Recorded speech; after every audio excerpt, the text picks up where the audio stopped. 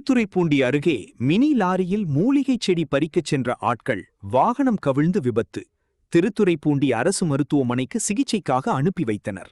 திருவாரூர் மாவட்டம் திருத்துறைப்பூண்டி அருகே மேலப்பாண்டி பகுதியில் கேரள மாநிலத்தைச் சேர்ந்த நாசர் என்பவருக்கு சொந்தமான மினி லாரியில் முத்துப்பேட்டை சுற்றுவட்டார பகுதிகளில் உள்ள மூலிகைகளை பறிப்பதற்காக மேலப்பாண்டி பகுதியைச் சேர்ந்த வேணி 40, சுமதி 55, அஜிதா 55, அவரிக்காடு பகுதியைச் சேர்ந்த பரிமளா 40, மேலும் 3 ஆண்கள் ஒரு சிறுவன் உள்ளிட்ட 8 பேர் சென்றபோது பின்னத்தூர் என்கிற பகுதியில் உள்ள சாலை வளைவில் வாகனம் டிரைவரின் கட்டுப்பாட்டை இழந்து சாலையோரத்தில் இருந்த வாய்க்கால் ஓரம் வாகனம் கவிழ்ந்து விபத்து ஏற்பட்டது. இதில் வாகனத்தில் இருந்த அனைவரும் படுகாயமடைந்தனர். உடனடியாக அப்பகுதியைச் சேர்ந்த மக்கள் உடனடியாக 108 ஆம்புலன்ஸ் மூலம் திருத்துறைப்பூண்டி அரசு மருத்துவமனைக்கு சிகிச்சைக்காக அனுப்பி வைத்தனர். இந்த சம்பவம் குறித்து எடையூர் காவல்துறையினர் விசாரணை மேற்கொண்டு வருகின்றனர்.